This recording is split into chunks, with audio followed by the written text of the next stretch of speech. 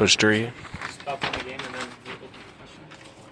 Yeah, just a really, really poor offensive performance by us, really in all areas. Our shot selection, our ball handling, our decision making, just a really, really nervous, poor performance offensively. Defensively, we had some stretches we were really good.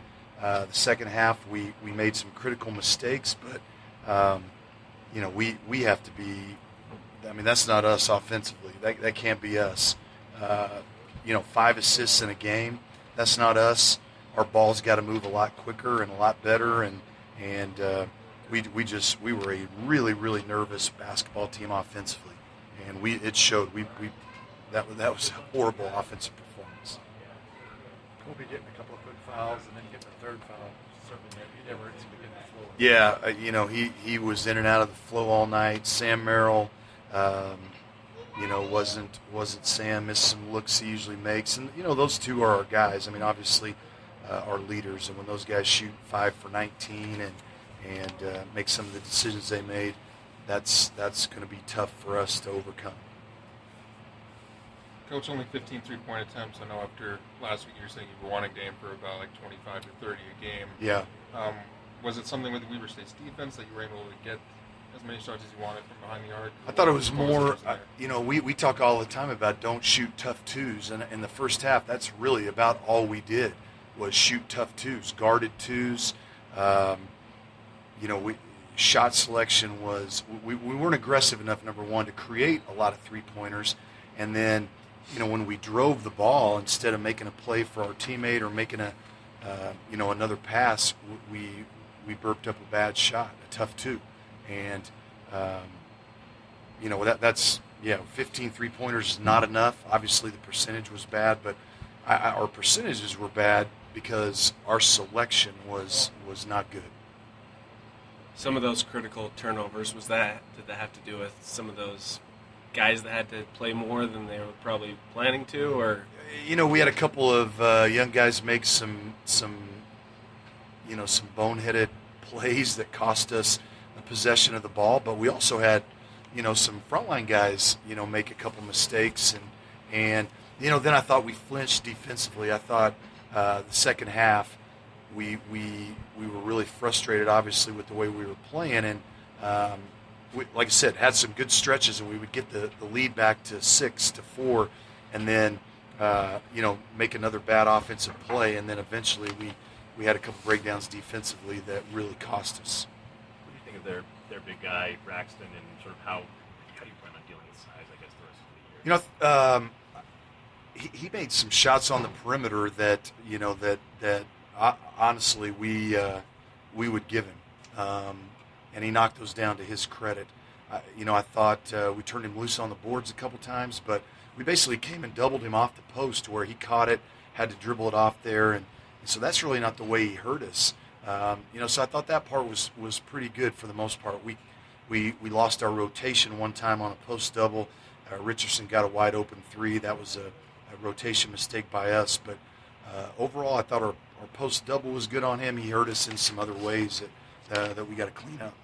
Is that a positive moving forward that you didn't lose the game due to your size or something down low? It seemed like it was other things. Yeah, that's. I didn't think we would. I didn't think it was possible for us to play this poorly offensively. To be honest with you, that's not something we've shown in our scrimmage game or exhibition game or really in practice. And we were. It just felt like we were an extremely nervous, uptight team for some reason, and you can't do that down here. You can't play that poorly and expect to win. You don't have much time now. You turn around and play on Monday night. Yeah, I told our team I thought that was a good thing. We gotta flush this out come tomorrow morning, and we got our hands full on Monday night with a team that can really score. And but you know what? I think they would rather play than have a week off and have to hang on to this the way this feels, because they don't feel good about the way they played.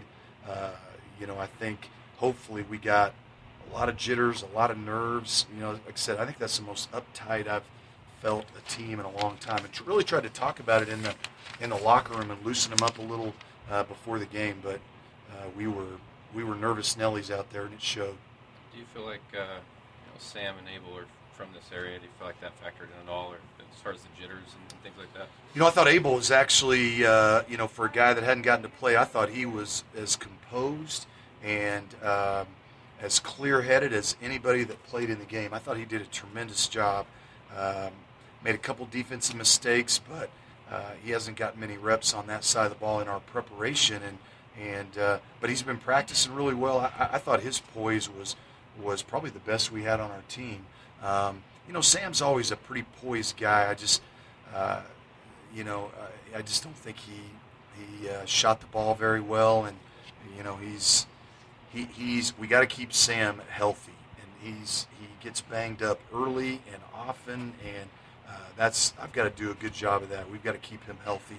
We're way too early for him to be nursing injuries, and we got a little of that going on, to be honest with you. Seemed like Isby and Brown showed that they could kind of finish around the basket, score some points. Yeah, both those kids, I think, can score in a variety of ways. I thought they were uptight to start, and like I said, hopefully we got that out of our system a little bit. But those two guys got to be frontline guys for us at the 3 and the 4. They've played basketball, and they kind of got to lead the way at those positions. Kind of along those lines, it kind of seemed like the team was a little unfamiliar with what other players were wanting to do on the court, just some miscommunications at times. How much of that do you just attribute to them being nervous? How much do you attribute to that having 2 new transfers like Brown and Isby? I don't think there's any excuses for miscommunications. I mean, we've had 30 practice days, and we haven't really changed course from when we started. I think nerves, and obviously Weber State. And don't get me wrong, they had the most to do with it, way more than our nerves. They played tremendously well defensively, had a good defensive presence. They started big, which is not what we were expecting. With Burkott at the 3, but credit them a lot. They had a lot to do with how we played offensively. But more than anything, we've got to calm down a little bit, and we've got to be ourselves. We have to be a good offensive team, to win, because we can do so much defensively, but we do have some size limitations, and we can be a solid defensive team, but we gotta play way better offensively if we want to be who we want to be. Okay. Good.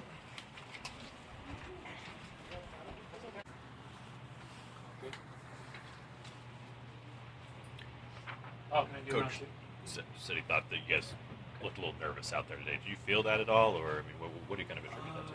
I can't speak for everybody, but I'm not nervous. I'm pretty used to this. I don't think the guys are nervous. I can't really explain what it was. It was a pretty poor shooting night for us, but I think it's somewhat good for us to start off with a little challenge so that we can know what's going ahead and get ready for the other games. Obviously, Kobe going out early with foul trouble, and that kind of disrupted the flow you become accustomed to. Yeah, a little bit. We expect a lot from Kobe. He's a returner, and he's always been producing at a high level. This year, the officiating is going to be a little tighter, we think, and we've seen that tonight. And I think we just need to get adjusted and get the good habits of keeping our hands off and not foul people. Seemed like the big guys held their own. Rebounding, some defense. Was that a good thing to look forward to? Yeah, I know our fans are being worried about how we're going to be inside, and I think that we showed that we can hold our own and actually take advantage of our strength compared to other guys that might be a little bigger, a little taller, stronger, but I think we can do it. We can have an impact inside as well. Yeah. Some of you guys every time you kind of clawed back, got even tight the first time, you just couldn't quite get over the hump. Yeah. They answered every time. Yeah, we were trailing the whole game. It's not a good feeling to be good position to be in. And at the end of the game, we did come back, made a little push. We hit a couple shots, got us back in the game, caught a rhythm. But the thing is, we let them kind of get their own rhythm as well, and they got some momentum at the end of the game, and that's what kind of killed us. Thank Thanks, Okay. Alex. Thank you, guys. Guys, I thought we played. We really played hard. I thought we showed some really good toughness and togetherness, the things that we talk about all the time. I think that game came down to our defensive rebounding. I didn't think offensively we were in a great rhythm. A lot of that had to do with their defense. And sometimes when your offense isn't working great. Now the second half we played much better offense, but you got to try to win games with defensive rebounding. And I thought the kids really bought into that. They have been buying into that. It's nice to see that you can maybe have a little success emphasizing what you try to emphasize. So, good team win. I thought we had a lot of guys contributed to the win. What do you think of Zach's performance tonight, and how far has he come along with his outside shot too? I thought Zach was a man tonight. He was a man. I'll tell you what, he's been playing well. He had another good offseason like he always does. Made another good jump. We've expanded his game to be able to shoot it to 16 feet. We've told him if you're open, shoot that thing in. He's worked really hard on it, and so that's just another little weapon he's got. But I thought on both ends, defensively, rebounding, scoring the ball, I thought he had a great all-around game.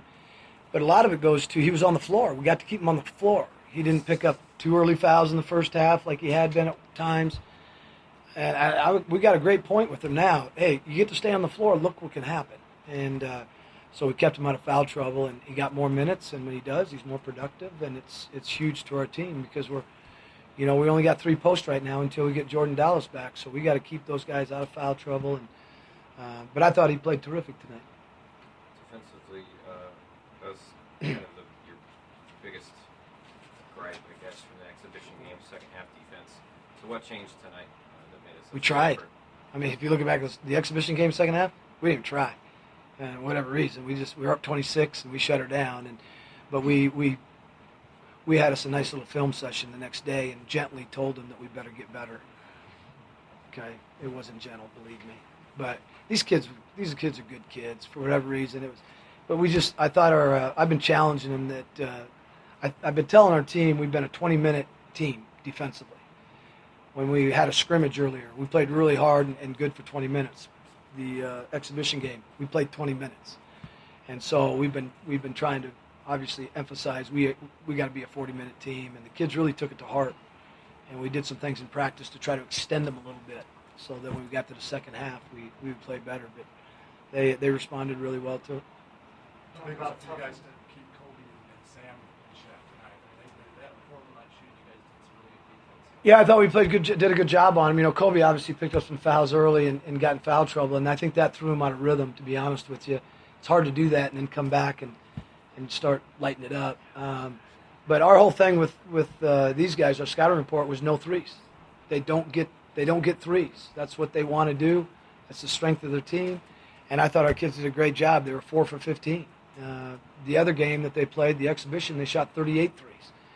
And that's kind of what we do, is try to take away threes. And I thought our kids followed the game plan really well and did a really good job on Sam. Both those kids are really, really good players. And I thought it was huge to our team. But really good job by our kids of following the scouting report. Coach Rahe, you lost a few seniors last year on the Journey Sing win. Who are you really looking to this year in terms of a leadership role? I'll be honest, we got a lot of guys, but Zach Braxton might be as good a leader as I've ever been around while I've been here at Weber State. It's who he is. It's in his DNA. That guy was born to lead, and kids follow him. And he's probably the guy that people look to. We're getting good leadership from Dusty, though, and from Ryan. And even Brackott, I challenged him when he got here. He's a veteran, even though he's just in his first year with us. He's a veteran, and I challenged him to be vocal and lead, and he's done a really good job of that as well. So we got a lot of guys helping with that, and but Zach is as good as they get from a leadership standpoint. Jarek obviously had a pretty rough game most of the time, but he needed a couple of plays there when the Aggies were on their heels. He Yeah, he did. He had a tough night, but I don't worry about him. I know that he's going to eventually find a way to be productive. It's who he is. It's in his DNA to score.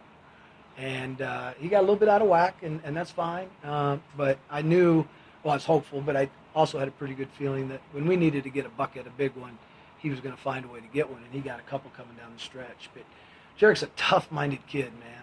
he can go 0 for 8 and he still believes he can really play. It does not shake his confidence. It doesn't shake his aggressiveness, and I'm never going to shake it. I kept telling him, just go be aggressive, go be who you are, you'll be fine. And that's who he is because he's so mentally tough. Is there one thing that you took from this game that you'd like to improve upon, or kind of the focus of coming out of the win? Yeah, well, we got to get better offensively. I can see right now, and this is kind of the way our teams are. We have a lot of stuff in, and it's fairly new system. Well, it is a new system, to be honest, offensive system. So it's new to everybody, even the veterans and the freshmen. And we seem to overload them early. Like they're a little bit overloaded now. There's a lot of thinking going on. They're not just playing naturally because they're trying to figure out how to get from A to B to C. And we overload them, and then we take the next 2 to 3 weeks, and every day it'll get a little better. Every day we call it clearing up the fog. The fog will eventually clear, and when it does, and they're not thinking, now you really start to play on your natural instincts. And it's kind of where we're at right now. And I've got some kids playing multiple positions, which fogs you up even more, makes you think too much. And I thought we were doing that a little bit on offense tonight. But as we get rolling through here and play more games, the fog will eventually clear, and we'll start clicking a little bit better offensively because we got some pretty good offensive players. So that's the biggest thing we got to do is continue to get comfortable with our offense. Coach, it seems like this is the first 2-0 run against Utah State in quite some time.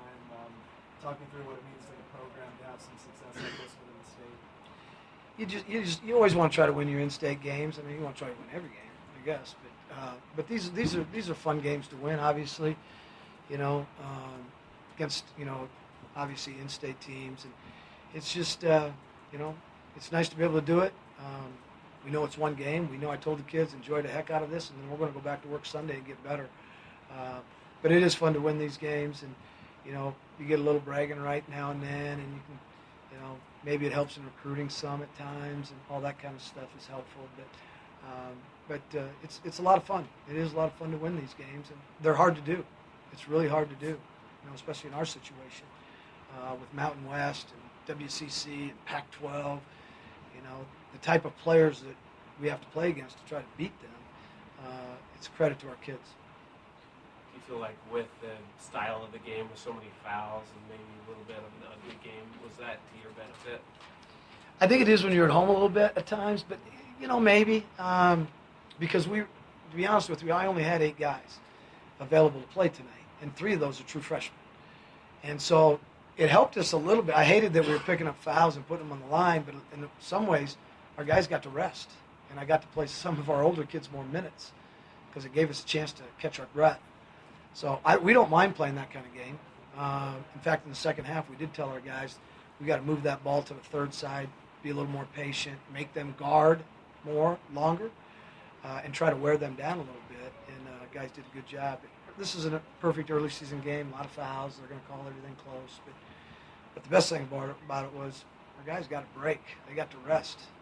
So it worked out okay. Thanks, guys.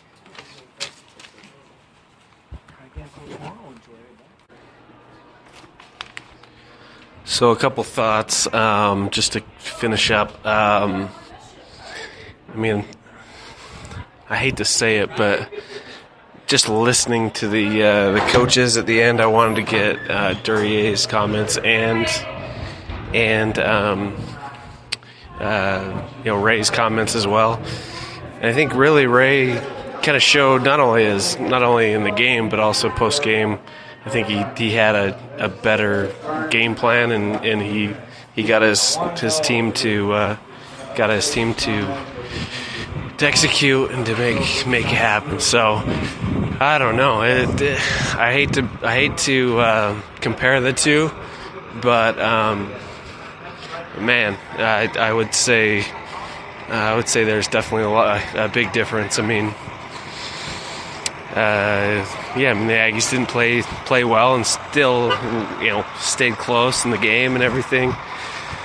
And maybe, the Aggies have got a couple guys that are better on their team. Maybe overall they have better talent, but it just seemed like they got outcoached. They got outplayed as well, but they got outcoached. And Weber State focus on limiting the threes, contesting threes, and did a good job of that. So I would say the most eye-opening thing about this game is